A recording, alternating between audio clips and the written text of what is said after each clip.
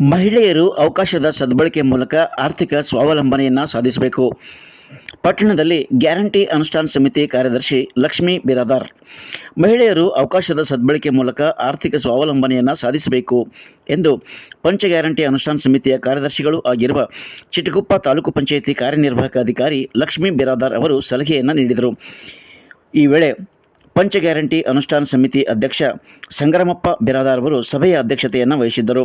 ಪಂಚ ಗ್ಯಾರಂಟಿ ಯೋಜನೆಯ ಪಂಚ ಅಧಿಕಾರಿಗಳಾದ KKRTC ಘಟಕ ವ್ಯವಸ್ಥಾಪಕ ರವೀಂದ್ರ KB, ಆಹಾರ ನಿರೀಕ್ಷಕ ರಾಜು ಪಂಚಾಳ್ ಸೇರಿದಂತೆ ಜೆಸ್ಕಾಂ, ಶಿಶು ಅಭಿವೃದ್ಧಿ ಇಲಾಖೆ ಹಾಗೂ ಯುವ ನಿಧಿ ವಿಭಾಗದ ಅಧಿಕಾರಿಗಳು ಮತ್ತು ಪಂಚ ಗ್ಯಾರಂಟಿ ಅನುಷ್ಠಾನ ಸಮಿತಿಯ ಸರ್ವ ಸದಸ್ಯರು ಈ ಸಂದರ್ಭಕ್ಕೆ ಸಾಕ್ಷಿಯಾದರು.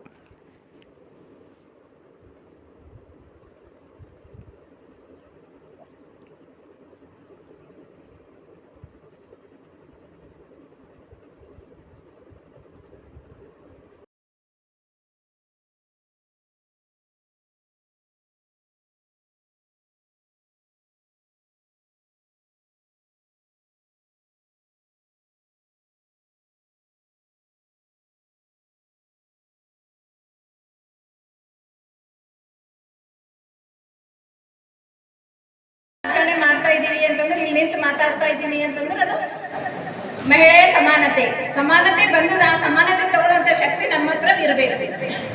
ಸಮಾನ ಎಲ್ಲರೂ ಕೊಡ್ತಾ ಇದ್ದಾರೆ. ಸಮಾನ ನಮ್ಮ ಮನೆಗಿಂತ ಪುರುಷರು ಕೂಡ ಸಮಾನತೆ ನಮ್ಗೆ ಕೊಡ್ತಾ ಇದ್ದಾರೆ. ಆ ಸಮಾನತೆ ಯಾವ ರೀತಿ ಯೂಸ್ ಮಾಡ್ಕೋಬೇಕು ಅನ್ನೋದು ನಮ್ಮ ಹತ್ರ ಇದೆ.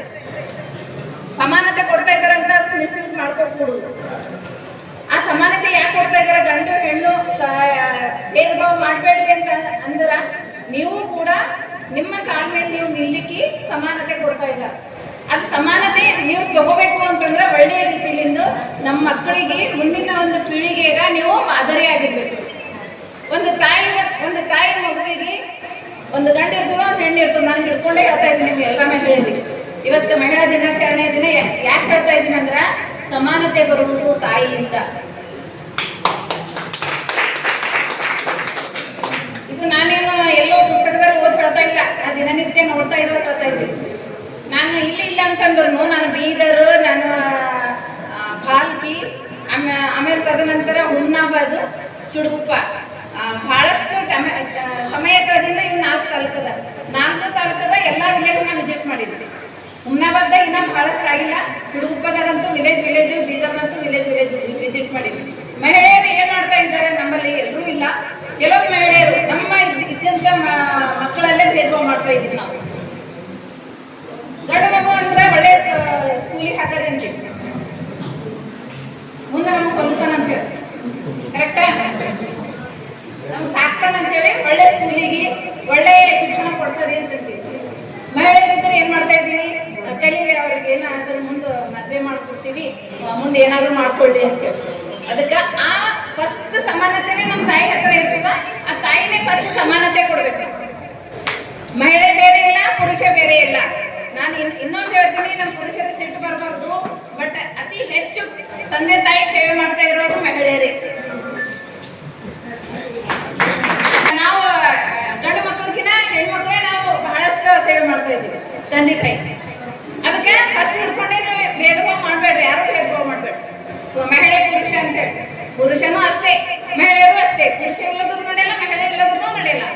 ಅದಕ್ಕೆ ನೀವು ಫಸ್ಟ್ ನೀವು ಎಲ್ಲಿ ವಿದ್ಯಾಭ್ಯಾಸ ಕೊಡೋದು ನೀವು ಸಮಾನವಾಗಿ ಕೊಡಿ. ನೀವು ಇವಾಗ ಸಮಾನ ಕೊಟ್ರಿ ಅಂದ್ರೆ ಮುಂದೆ ಮಹಿಳೆಯರು ನನಗೆ ಏನು ಕೊಟ್ಟಿಲ್ಲ, ಮತ್ತದು ನೀವು ಕೇಸು ಅದು ಇದು ಅಂತ ಹೇಳಿ ಅಂತ ಇದ್ದಾರೆ. ನೋಡ್ತಾ ಇದ್ರಿ ಎಲ್ಲ ಕಡೆ. ಆ ಭೇದ ಭಾವ ಅವ್ರಿಗೆ ತೆಲೆಗೆ ತೆಗೆದು ಬಿಡ್ರಿ. ಇವಾಗ ಎಷ್ಟೋ ಕುಟುಂಬದ ಕಲಹ ನಡೀತಾ ಇವೆ. ನನಗೆ ಸಮಾನ ಬೇಕು ಅಂತೇಳಿ. ಆ ಸಮಾನದೊಳಗೆ ಏನಾಗ್ತಾ ಇದೆ? ಕುಟುಂಬ ಕಲಹವಾಗ್ತಾ ಇದೆ. ಅದಕ್ಕೆ ನೀವು ಫಸ್ಟ್ ಹಿಡ್ಕೊಂಡೆ ಏನ್ ಮಾಡ್ತಾ ಇದ್ದೀರಿ? ನೀವು ಮಹಿಳೆಯರು ಪುರುಷರು ಸಮಾನ ಅಂತ ಹೇಳಿ ನೀವು ತಾಯಿ ತಂದೆ ನೋಡ್ಕೊತಾ ಇದ್ರಿ ಅಂದ್ರೆ ಮುಂದೊಂದ್ ದಿನ ನೀವು ಕ್ವಶನ್ ಮಾರ್ಕೇ ಬರಲ್ಲ ನೀವು. ಅದಕ್ಕೆ ಇದೇ ರೀತಿ ನೀವು ಎಲ್ಲರೂ ಕೂಡ ನೀವು NRLM ಟೀಮಿಗೆ ನಾನು ಯಾಕೆ ಕರೆದೀನಿ ಗೊತ್ತಾ? ಇವತ್ತ ನೀವು ಒಂದು ಮಹಿಳೆಯ NRLM ಟೀಮು 100 ಮಹಿಳೆಯರಿಗೆ ನೀವು ಈ ವಿಚಾರ ತಿಳಿಸ್ಬೋದು. ಎಲ್ಲಾ ಹಳ್ಳಿಲಿಂದ ಬಂದಿದ್ದಾರೆ ನಮ್ಮ ಚಿಟಗುಪ್ಪಲ್ಲಿ. ಈ ವಿಷಯ ಎಲ್ಲರಿಗೂ ತಲುಪಲಿ. ಮಹಿಳಾ ದಿನಾಚರಣೆ ವಿಶೇಷತೆ ಏನಿದೆ, ನಮ್ಮ ಸ್ಥಾನಮಾನ ಏನಿದೆ, ನಮ್ಮ ಮಹಿಳೆಯರು ಎಲ್ಲದರಲ್ಲಿ ಮುಂದಿದ್ದೀವಿ. ಪ್ರತಿಯೊಂದು ಕ್ಷೇತ್ರದ